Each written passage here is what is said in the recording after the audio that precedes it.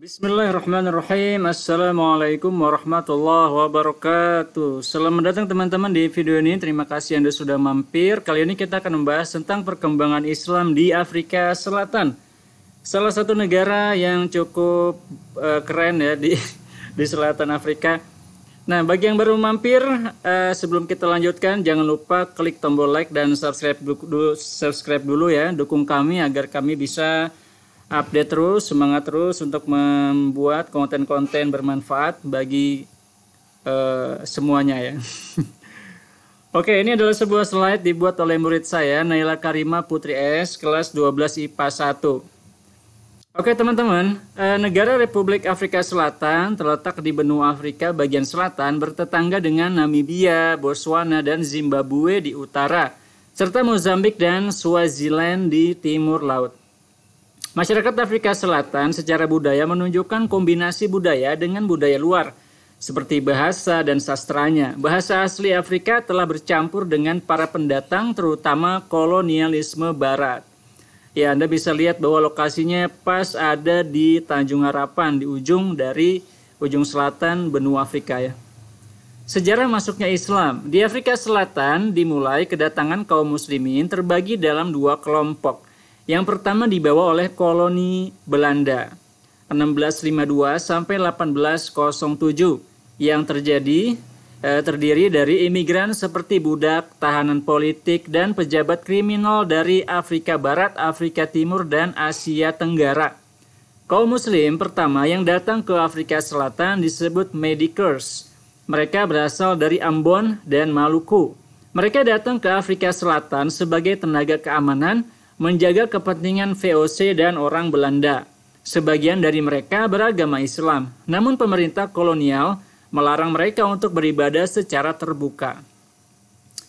Tahun 1806, ini sepertinya ada yang hilang ya, sampai 1914 Masehi di bawah pemerintahan kolonial Inggris dari India, membawa orang-orang muslim ya sebagai buruh dan penumpang-penumpang bebas ke Natal dan Transvaal sekitar 1873 sampai 1880, sekelompok orang-orang Zanzibar ikut memasuki kawasan Afrika Selatan. Ya, jadi ada dua rombongan. Yang pertama dibawa oleh Belanda, yang kedua dibawa oleh orang-orang Inggris. Kelompok satu dibawa koloni Belanda. Tahun 1667 Masehi, rombongan dari Nusantara kembali datang ke Tanjung Harapan sebagai budak Belanda. Kemudian pada 13 Mei 1667, kapal dagang bernama Polsbroek berangkat dari Batavia pada tanggal 24 Januari merapat di Tanjung Harapan. Di dalamnya terdapat tahanan politik yang disebut orang Cheyen, orang-orang kaya dan berpengaruh. Mereka adalah bangsawan atau ulama dari Nusantara yang melakukan berbagai perlawanan terhadap penjajah VOC, seperti Sultan Matebe Shah dari Malaka. Pada April 1694 mendarat sebuah kapal VOC bernama Fort Bogue dari Sri Lanka. Terdapat 49 tahanan politik yang dipimpin oleh Abidin Tadia Yusuf alias Syekh Yusuf Al-Makassari.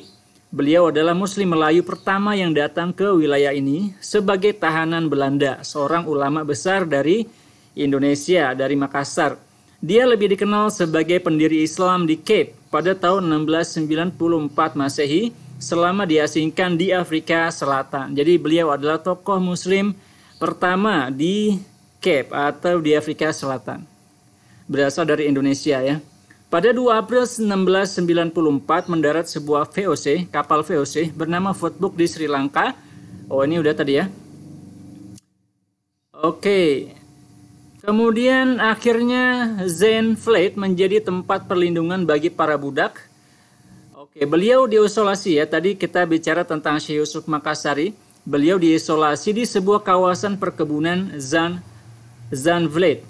Kemudian sekitar 40 km dari Cape Town.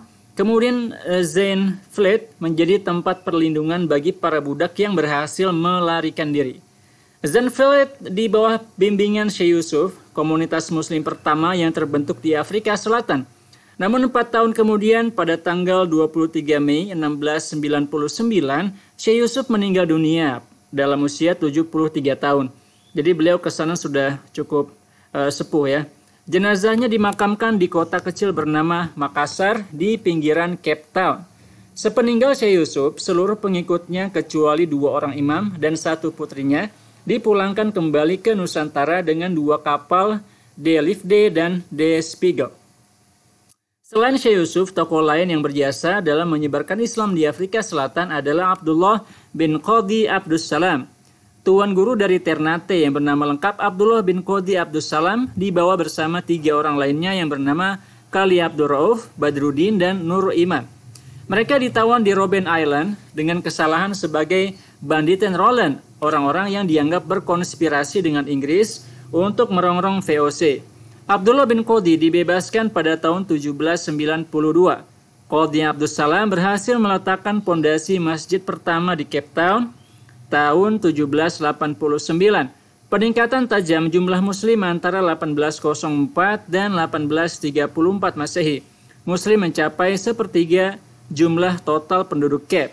Hal yang mendukung peningkatan tersebut adalah perpindahan agama, perkawinan, institusi-institusi perbudakan, adopsi, dan pendidikan. Alhamdulillah berkembang lumayan pesat ya. Banyak muslim berafiliasi sufi yang menjadi budaya Islam Cape, seperti tarekat Qadariyah yang pemimpinnya diyakini memiliki lingkaran suci karomah.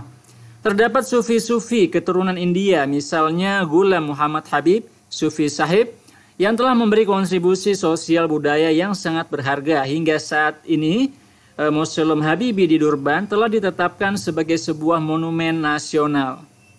Kelompok 2, rombongan kedua yang dibawa oleh koloni Inggris. Kaum Muslim Cape dipandang sebagai sebuah komunitas yang damai dan taat hukum.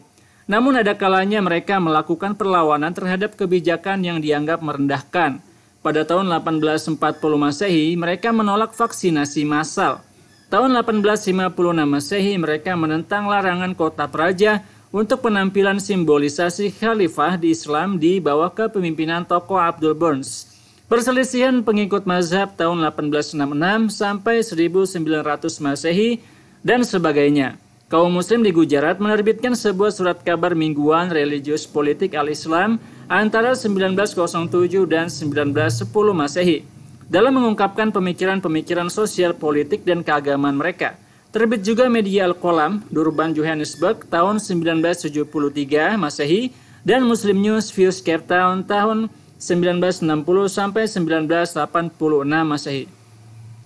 Selama abad 20, banyak organisasi sosial budaya bermunculan. Perhimpunan Melayu Cape 1829 Masehi didirikan oleh Muhammad Arsyad Gemit, dan juga Kongres India Afrika Selatan 1923 Masehi yang didirikan oleh Abdullah Kaji. Organisasi-organisasi ini dibentuk untuk memelihara kekhasan identitas etnis mereka sejalan dengan pemerintah dan untuk berunding mengenai hak-hak tertentu. Banyak literatur Timur Tengah dan anak benua India, karya Said Qutb dari Mesir, Abu Nala Maududi dari Pakistan, dan Ali Syariati dari Iran beredar di kalangan generasi muda Muslim, khususnya di lingkungan universitas.